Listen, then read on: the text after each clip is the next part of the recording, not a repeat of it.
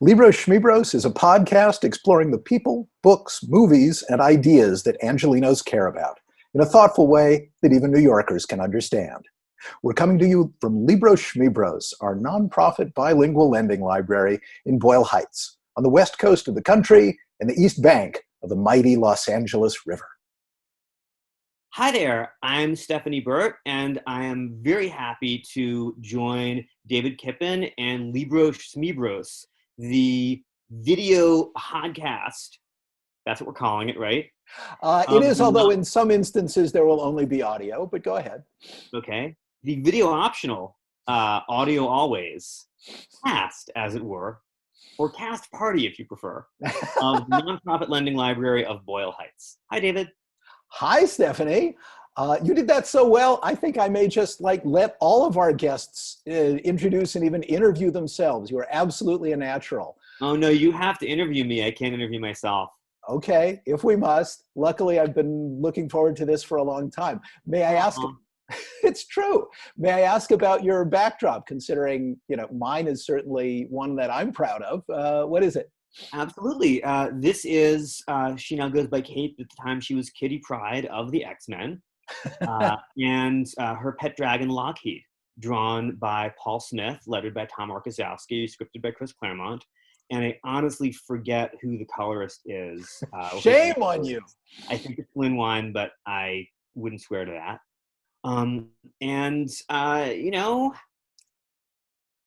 It's me.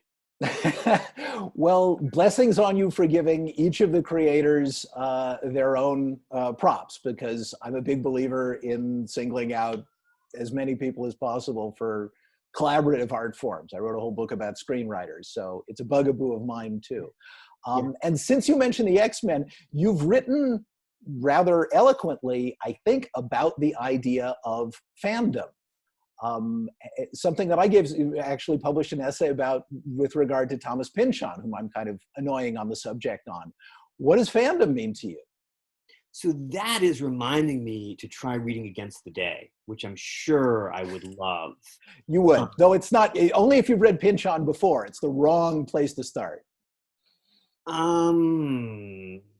Wait, so what's, other than Lot 49, what's the right place to start? Actually, a short story called The Secret Integration. It appears in the collection Slow Learner. It's the perfect bunny slope. Okay. But you have a lot to learn about being interviewed, and because obviously we flipped it around to me. Let's stop doing that. I like learning things, but well, so let's talk. About fandom. So sometimes I just wake up confused by what seems to me a contingent, it doesn't have to be this way, fact about the different way that things I love for similar reasons have been received. Because here are some things that I love reading. The novels of Catherine Valente, the X-Men comic books that have been written by Chris Claremont and drawn by Paul Smith, the later X-Men comic books that have been written by, among others, Marjorie Liu and Leah Williams and Seanan McGuire. And I should add Jonathan Hickman. Of course you should. And drawn by a host of terrific people. Fan fiction. Set in various universes by various hands, most of whom no one knows their real names. Middlemarch by George Eliot. Paradise Lost, and especially Paradise Regained. Really? By Milton. Oh yeah, Paradise Regained is amazing. Who's the colorist on that, by the way? So Paradise Regained is actually black and white.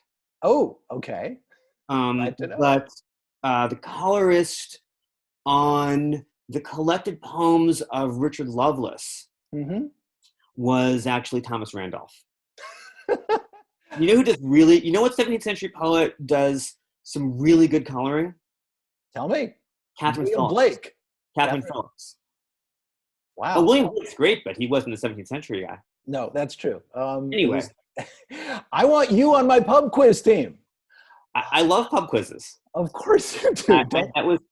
Sadly, that was my high school sport. I was a high school quiz bowl athlete. Really? How good? What? How good were you? How far did you go? I think if you tell someone what your high school sport is, there's a strong social rule against saying how good you are. Ah, well, no need to violate it today. What was your best category? Poetry? Um, Either poetry or chemistry. Wow. But the version that we played didn't divide categories up that way. Chemistry. No wonder you like Thomas Pynchon.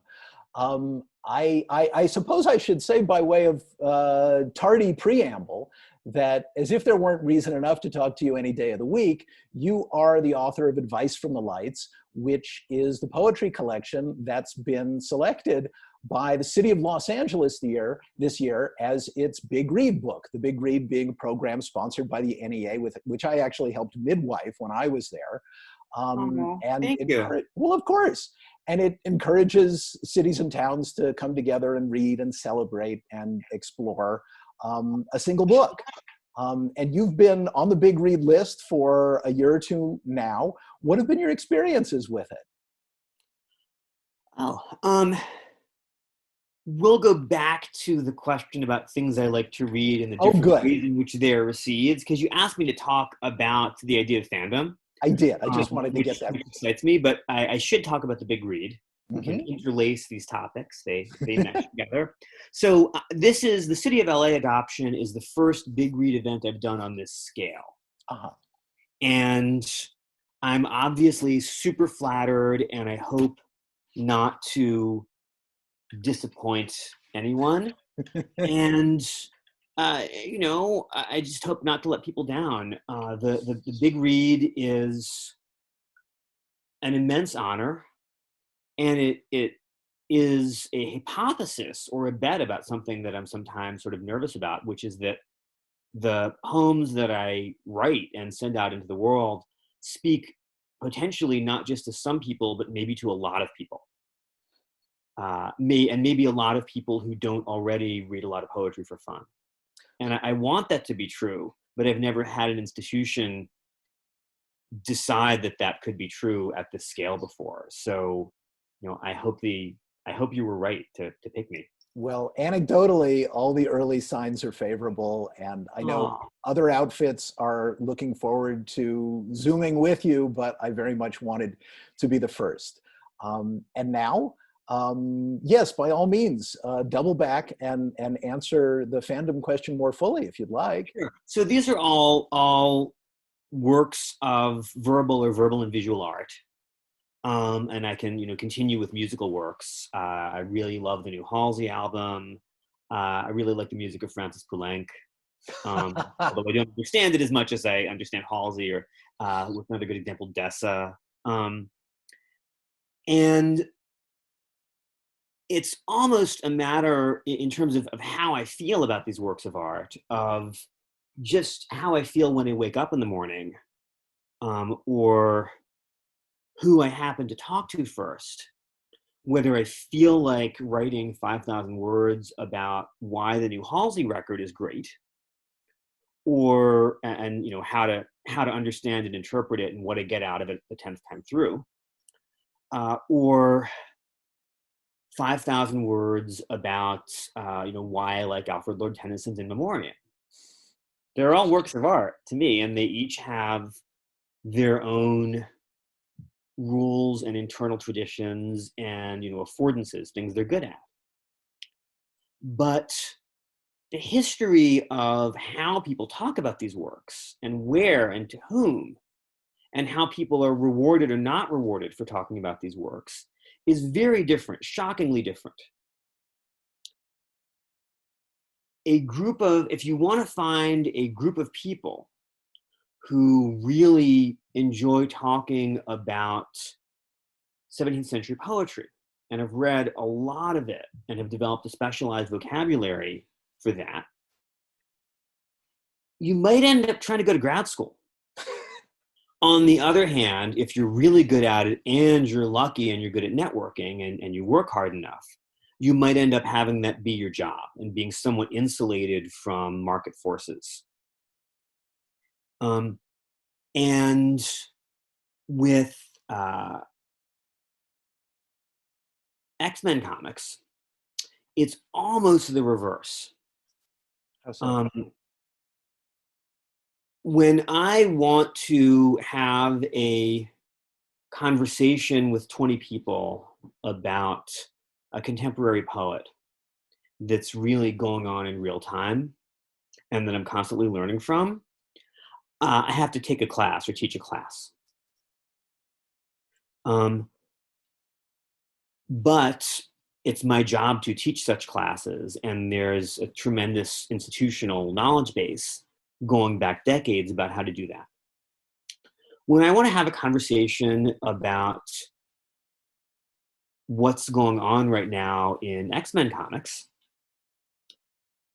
I am a member of a couple of different online chat groups, which you might call part of a fandom. And I'm going to stretch out here and I'm going to close the window because it's just started raining.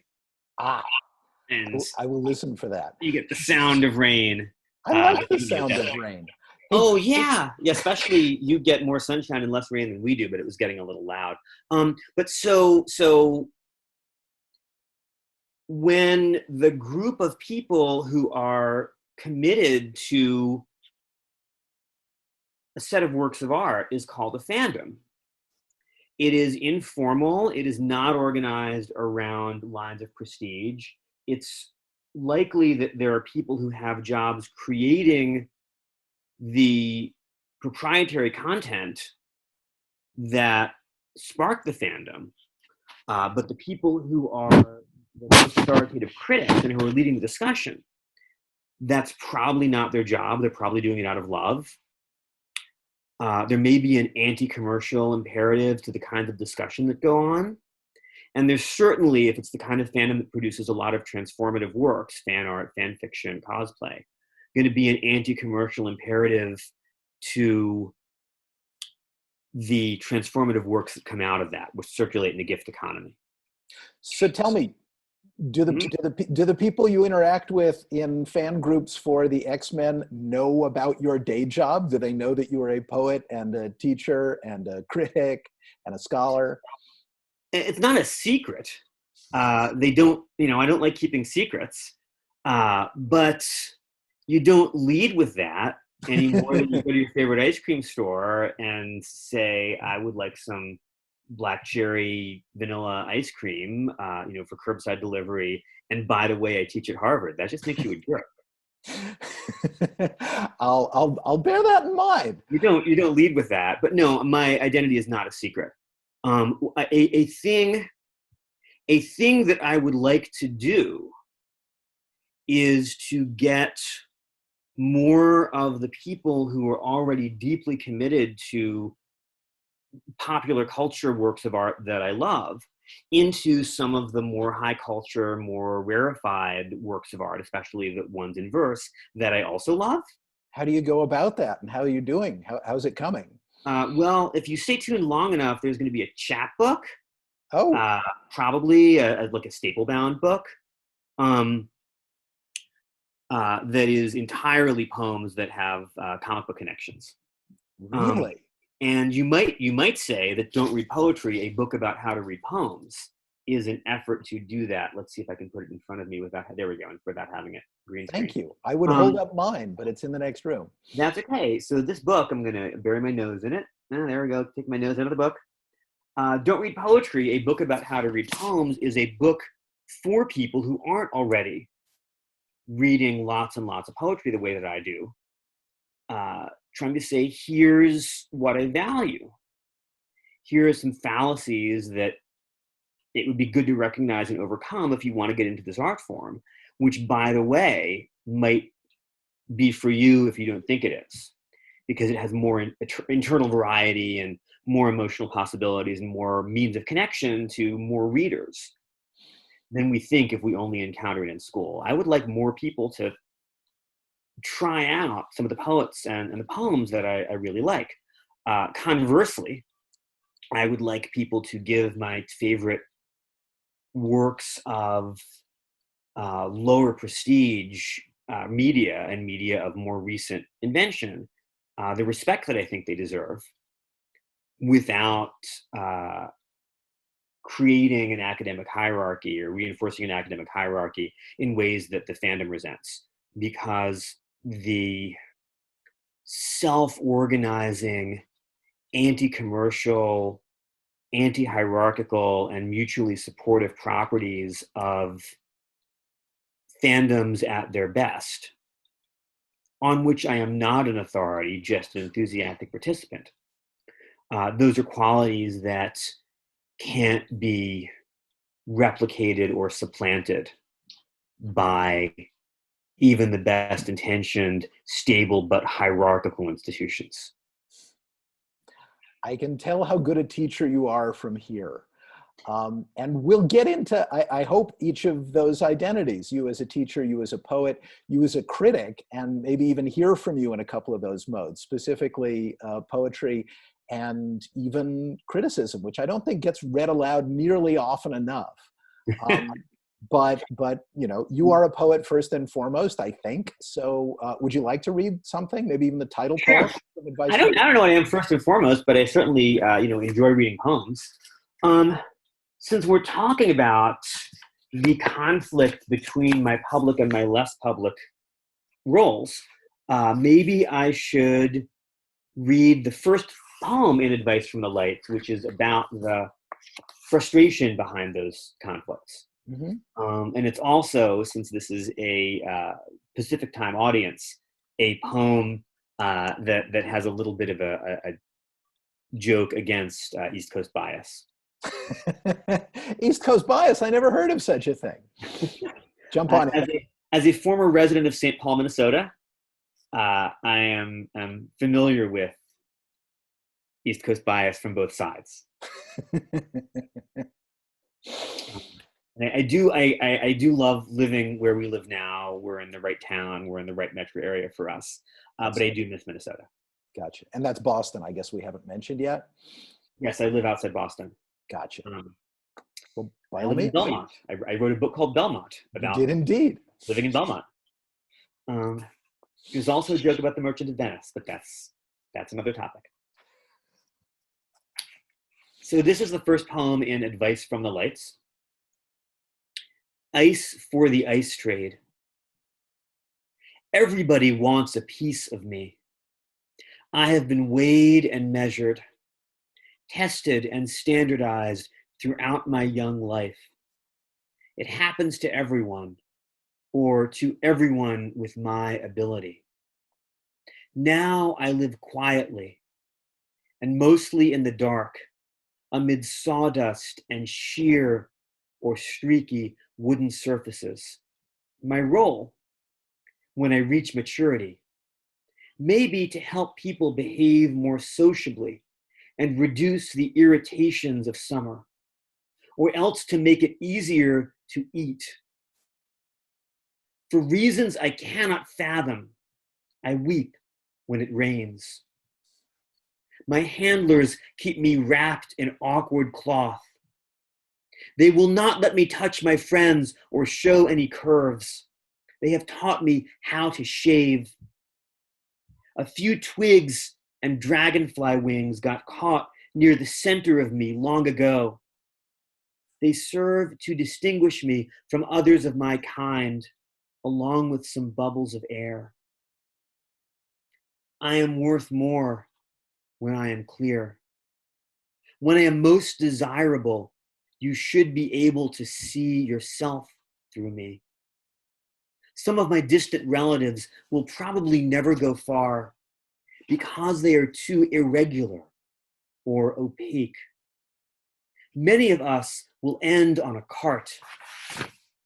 I, on the other hand, have had my work cut out for me by so many gloves and tongs, pallets and barges, poles and planks, that I am sure I will go to New York. There, people who own the rights to me will give elaborate thanks to one another and go on to take me apart. I love that. So Thank you so much. Tell me, if I'm reading this right, how did it occur to you to to narrate a semi-autobiographical poem, also from the perspective of an ice cube? Well, it's a whole block of ice. A block of ice. Forgive me, a block of ice. Back from when before before there were refrigerator coolants. So Monica Youn, Youn, who I hope you'll have on your show at some point, who's a really terrific poet. Ooh. Just very serious and thoughtful and original and deep. Lives part of the year in Coxsackie, New York, which is in between Westchester County and Albany. If you picture the Hudson River in your mind, and you don't have to. Sorry, now that's your East Coast bias showing, but okay. Yes.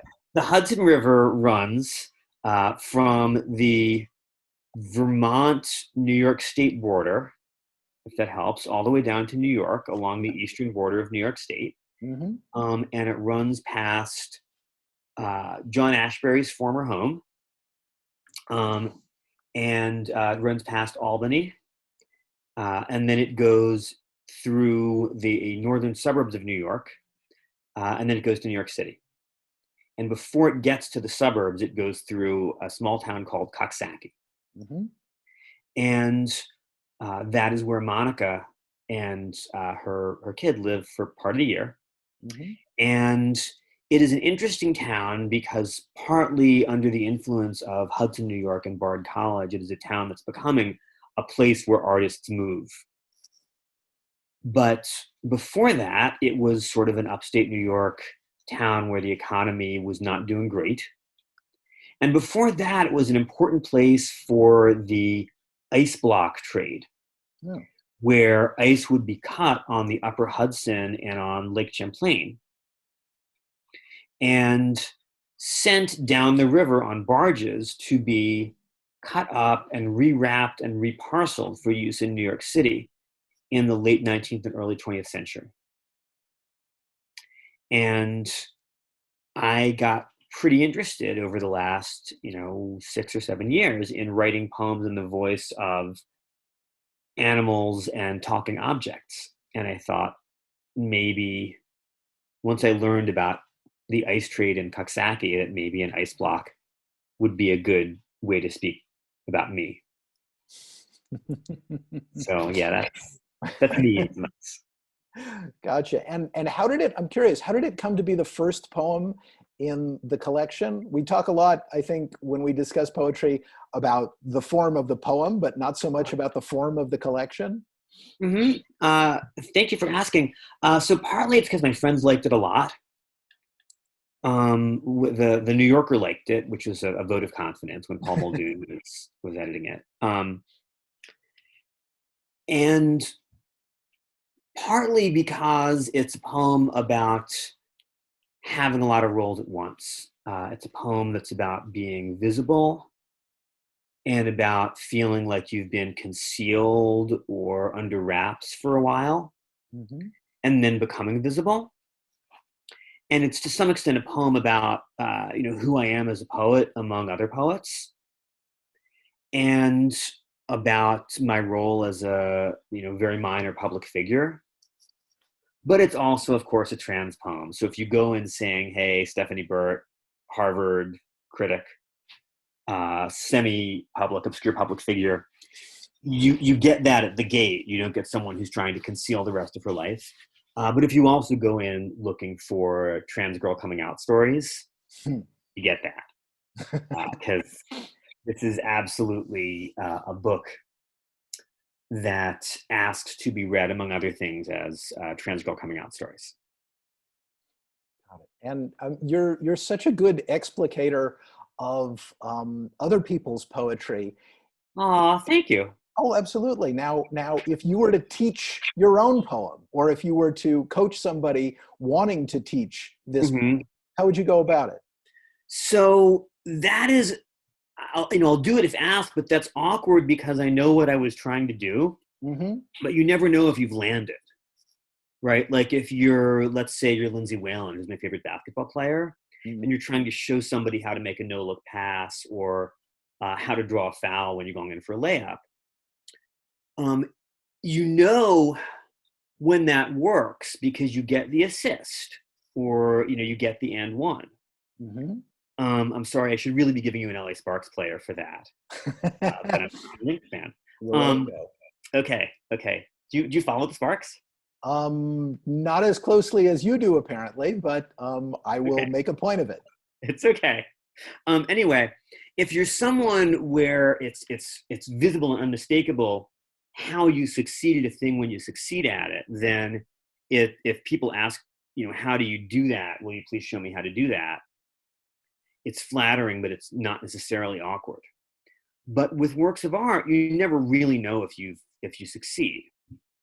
So I can talk about, if I'm teaching a poem by Laura Kosciuszki or Gwendolyn Brooks or Richard Corbett, I can talk about how the poem affects me as a reader, and I know that at least one reader responds to the poem in that way.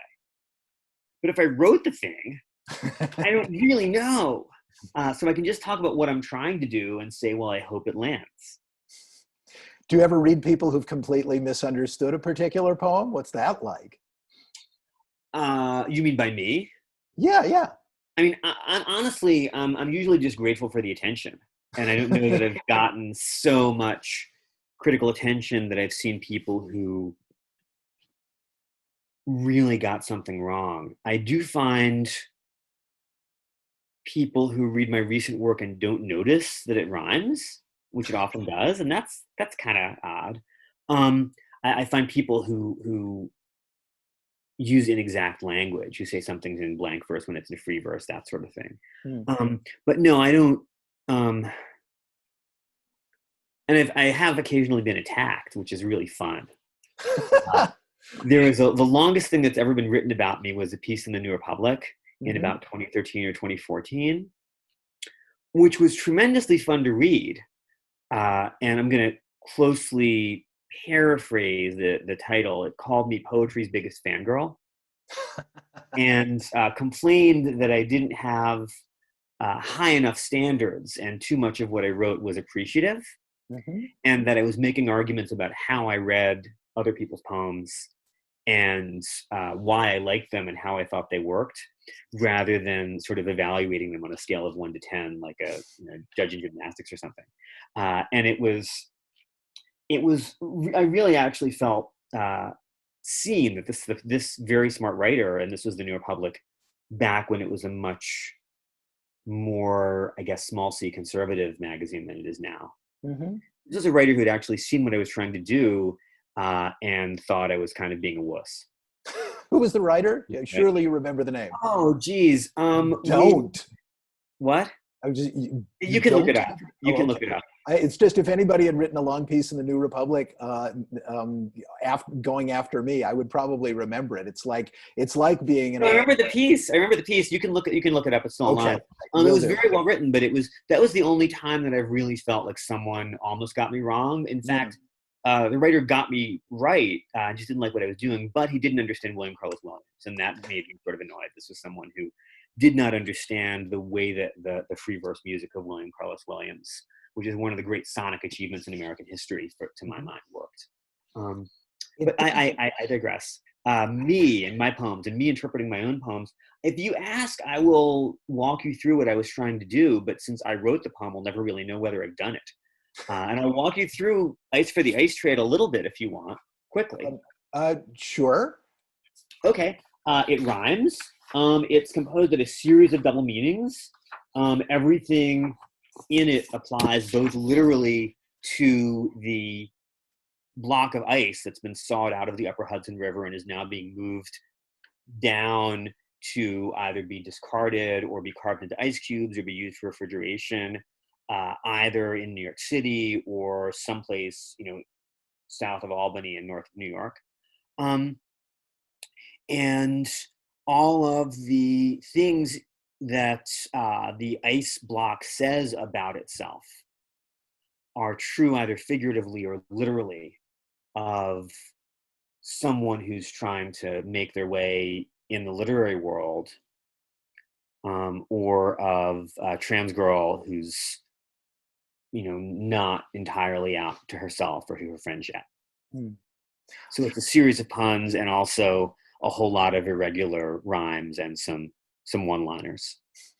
You make me want to read it yet another time, which is, I guess, as important a function of criticism as I can think of. We basically just done what it encourages in the last line, which is we've taken you apart, though you can never take a poem completely apart. Well, the wonderful thing about works of art is that when you take them apart, they're still together. Yeah.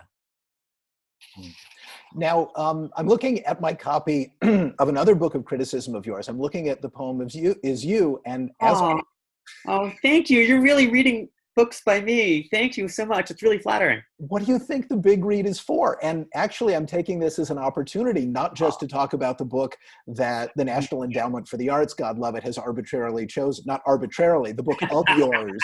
They've chosen you, and they happen to have chosen this book. I think it would start conversations just as interesting in a totally different way if they had chosen a book of your criticism. I kind of almost, without the William Carlos Williams part, see what this critic meant, in that you are, among a million other things, an enthusiast when you write about poetry. Yeah. A fan would be another word. Are there poets that you, living or dead, that you don't especially like? Oh, absolutely. So who? Oh, yeah. And most of the poetry that's in the world, I doesn't really move me. I don't, most, in the science fiction world, this gets called Sturgeon's Law. Yes. The great science fiction writer Theodore Sturgeon, when told or berated with the claim that 90% of science fiction is terrible, I'm using family-friendly language, responded, and again I'm using a family-friendly paraphrase, that 90% of everything is terrible. And that's not literally true. 90% of nurses trying to keep people alive during the epidemic are not terrible. Yeah. 90% of children are not terrible. But 90% of works of art are not very interesting. What percentage of poetry that is generally considered great do you consider terrible? A low percentage, because poetry that gets considered great is poetry that has meant a good deal to a fairly wide group of people over at the least a few decades and often centuries. Auden said, many books are undeservedly forgotten, no books are undeservedly remembered. Now, there are modern poets who are widely admired, and certainly a number of contemporary poets who are widely admired, who I think are either sometimes overrated, or in some cases, I think their influence is harmful. Oh, who are you thinking of? So an obvious example, and one of the reasons that this came up recently is that a critic who I admire is a big fan of this poet. I like the criticism of Michael Robbins. Mm-hmm. I like Michael's most recent poetry. I'm not a big fan of his earlier poetry, but I like Michael Robbins as a critic very much. And he's a big fan of Frederick Seidel. Oh. About whom he's written. And I don't think that body of work is interesting or moving or worth the time that it's taken up in contemporary American discourse about poetry. And would you ever take the time to say so in print, or does that seem somehow a missed opportunity when you could be recommending something you love? So if I were asked, and I get this question a lot in theory and more rarely in practice, I don't go out of my way to write negative reviews. If I am asked by an assigning editor to review a book of poetry that I think is kind of bad, I will say yes if the poetry is not only bad, but well-known and influential. Yeah. And there's not some external reason to say no, some conflict of interest, or I did once refuse to write what would have been a very negative review of a very well-known writer for, I'm just going to say, personal reasons. Yeah, sure. What I knew about the writer. But I think it's very important that we have some negative reviews, and that we have critics willing to explain in public what's wrong with a work or why an author has become a bad influence. Yeah. And I don't think that should be left, that kind of negative reviewing should be left as solely the province of people who get off on writing negative reviews. Right. Now, I'm such an admirer of your criticism that I wonder if I could ask, why do you think everybody wants to hear poetry aloud and nobody wants to hear prose aloud or nonfiction prose aloud? So I'm going to answer, but first I'm going to reject your premise. Oh, okay. People want to hear prose aloud all the time, especially now. People have Audible subscriptions. Multiple writers read their work aloud for audiobooks. One of my favorite contemporary fiction writers, Catherine Valente, has been doing what I'm told is well-attended weekly read aloud of her work in progress. Yeah, but that's fiction. That's storytelling. That's not. Yeah. So the question is, why don't people want to hear nonfiction prose read aloud? And the answer again there is that sometimes they do. My family and I listened to Anthony Daniels's memoir. Anthony Daniels, who played C-3PO? Yeah, which is a wonderful memoir. On a long car ride. We've listened to part of Eddie Izzard's memoir. People listen to nonfiction history books all the time. I think that when something isn't aurally rich, when it's not like a piece of music, it's much easier to follow it if there are either a lot of sound effects, like a podcast, or there's a narrative. When it's not sonically rich and it's not storytelling, because the energy in the writing is analytical and expository rather than narrative or lyrical and sonic. What you want is not reading aloud. What you want is a podcast. What you want is a different audio form. And I listen to a lot of podcasts. I love podcasts. But that's a little bit of a different animal. Do you read your work, your prose, aloud to yourself as you compose it? No. I'm always telling my students to do that, and I've found that it helps. But I suppose your music is so clear in your head, you don't need to. So I honestly, three things. First, I do hear it in my head. I'm an oral writer, and I will change sentences around in just, what's supposed to be workmanlike prose for, just to get the syllables to line up together. And something about the way I just said that sounds wrong. I want to go back and write that. And that was the bell that means I should rewrite it, apparently. I'm sorry for that bell. As a Quiz Bowl champ, I'm sure you've heard bells before. I have heard bells before. I've rung some bells. I didn't tell you I was a champ. I just told you I did it. Also, it's a team sport. There are no individual champs. Sorry. It is, though. It's a team sport. Anyway, so yeah, I do hear it in my head. I do hear my prose in my head when I'm writing prose. I also not infrequently write when other people in my house are asleep and I don't want to wake them up. My house isn't that big. And I will say, because we haven't talked about it yet, that maybe sadly, a major influence on the way that I speak and the way that I write and the way that I live my life is college radio. From probably about late 1991 to early 1994, I spent a whole lot of my life in a radio station, Oh.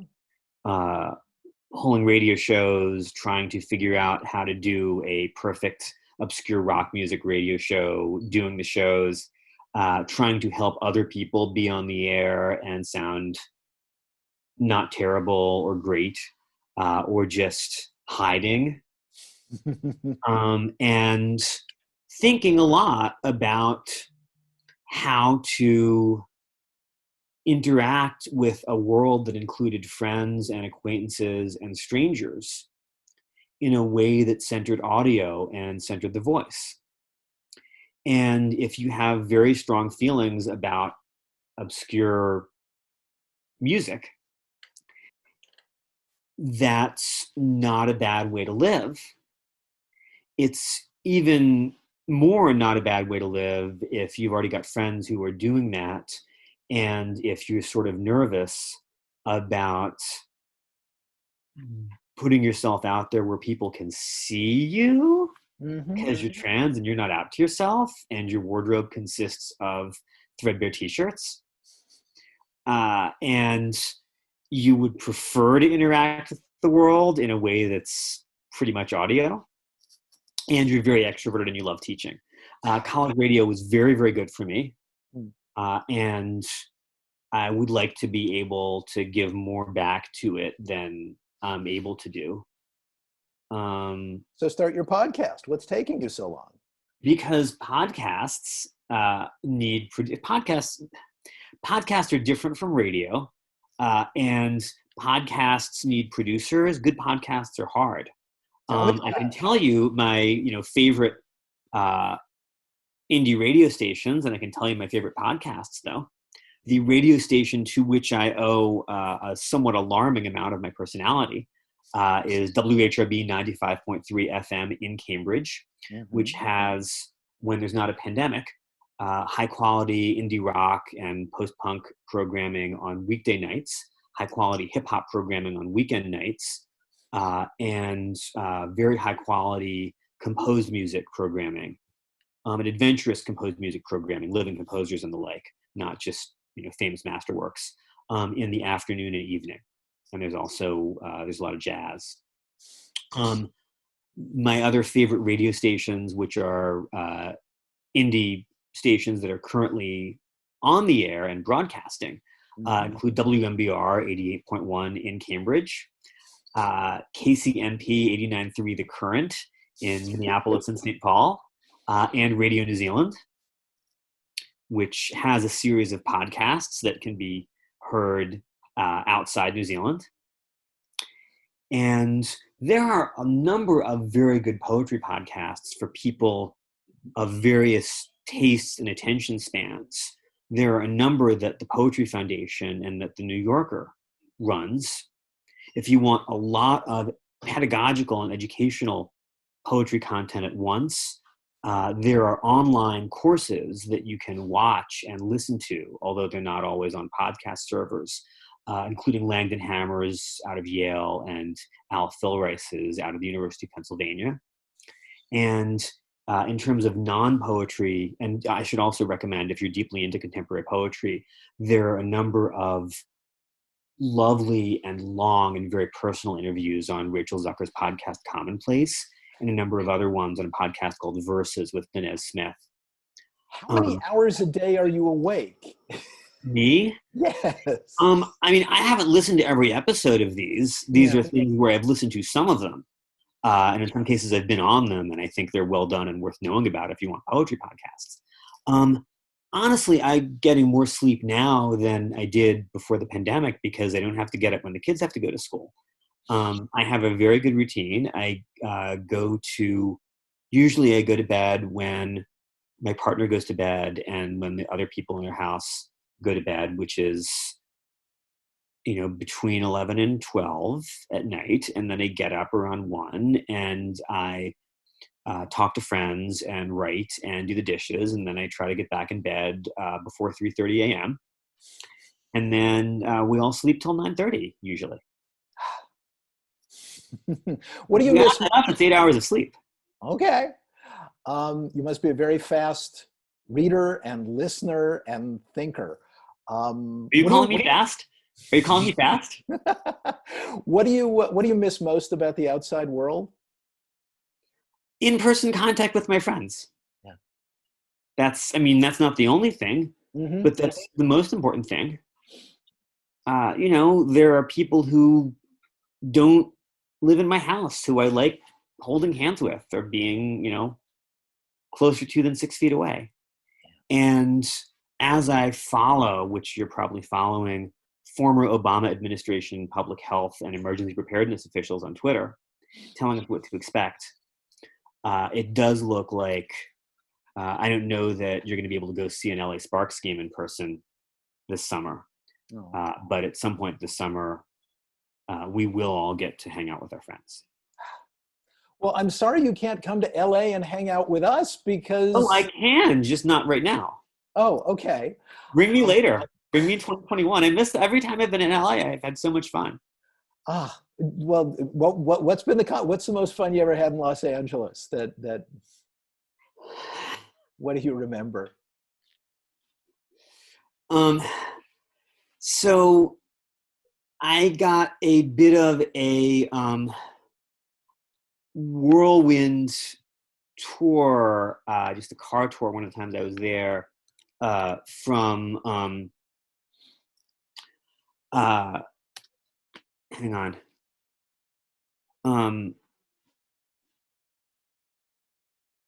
Of Los Angeles from one of your precursors at the LA Times, Carolyn. Yeah, Carolyn Kellogg. Yeah, Carolyn Kellogg, who's I know is no longer there, but I'm a big fan of Carolyn Kellogg.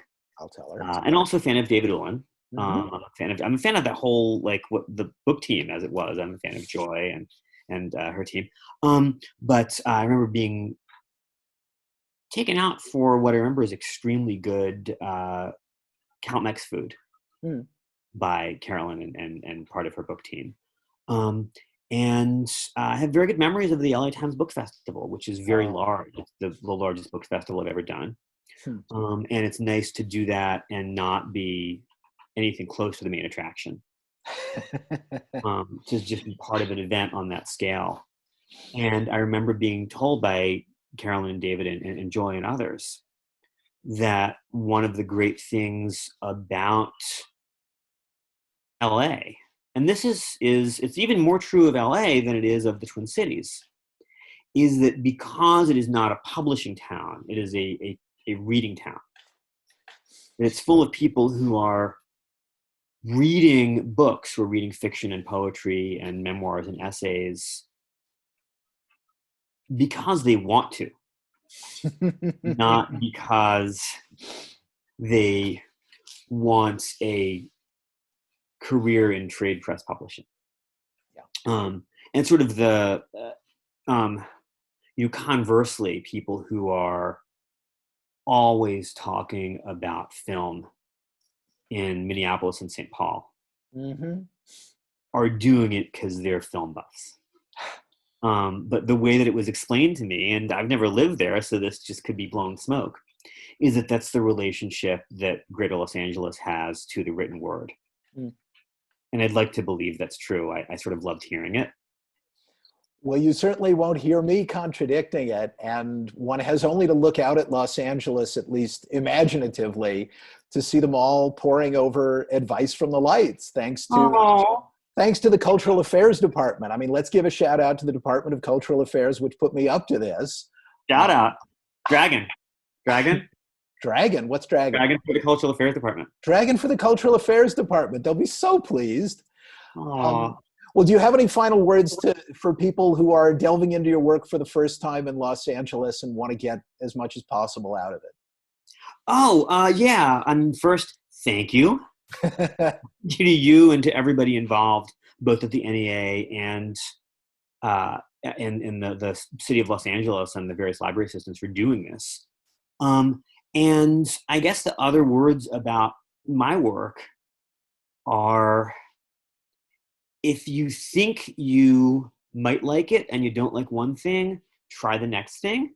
Hmm. I am very conscious of writing different poems and different prose pieces for different audiences. And, Auden said, if you like a third of a book, it's a good book. I've And never heard that. I hope you like a third. It's in one of his prefaces to one of the Yale Younger Poets he picked. I forget which one. Hmm. I hope you like a third of my books. I hope you like a third of my book, and I hope you don't stop with me. There's Laura Kosciuszki, there's Terrence Hayes. There's so much out there, and of course, there are a lot of good comic books. Well, speaking of comic books, not that they don't transcend all ages, one more thing. A lot of our listeners and viewers today, especially since Cultural Affairs Department partners so closely with the schools, will be teenagers. Is Yeah. there anything you would address specifically to teenagers who are encountering you in particular, poetry in general? Oh yeah. First, hi. Second, for a lot of you have been hearing that it gets better, especially if you're queer or trans or are part of some other group that doesn't get a fair shake. That's often true, but you deserve better now, and you can work to get better, even if you can't fix everything at once. I hope you like some of what I'm doing. I hope it's accessible. And this is the most important thing about younger readers and listeners and viewers and high culture art forms. Poetry is not its institutions.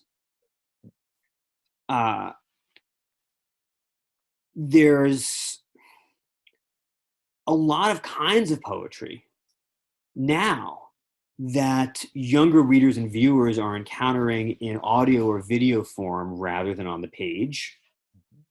When that kind of poetry began, it seemed like the rules were totally different from the rules for page-based poetry. That's no longer remotely true because there's so many people who've learned to do one and then succeeded at doing the other and hybridize it in both directions. Danez Smith being the most obvious of many examples. But don't let low prestige or distance from academic institutions or the fact that you're not going to try to get an A by writing a paper on something stop you from committing to an art form or a work that you love.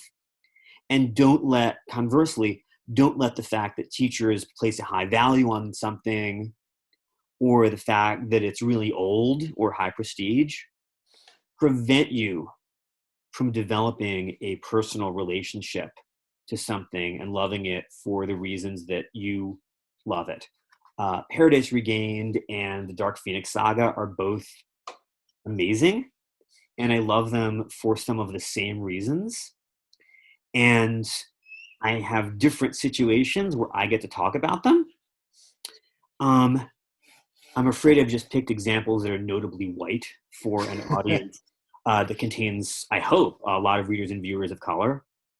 So I could have talked about Langston Hughes' Montage of a Dream Deferred and the new Dessa record, or what's an even better example, the music of Angel Haze, which I'll never be an authority on. But it seems to me that the music of Angel Haze, who I love limitlessly, has a good deal in common with Paradise Regained in my head. They're both about using terrific technical gifts and a very idiosyncratic commitment and inner strength to get through extremely difficult conditions and waiting for your enemies to exhaust themselves so you can survive and go on to the beautiful next thing that you're supposed to do. It's possible that I'm the only person on earth who loves Angel Haze and Paradise Regained a lot and equally, but I love them both so much.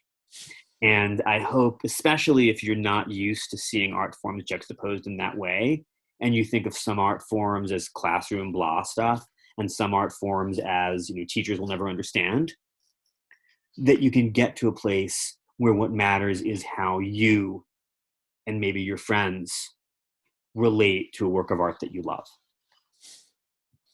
Well, poetry and music and all the art forms you love could not ask for a better evangelist.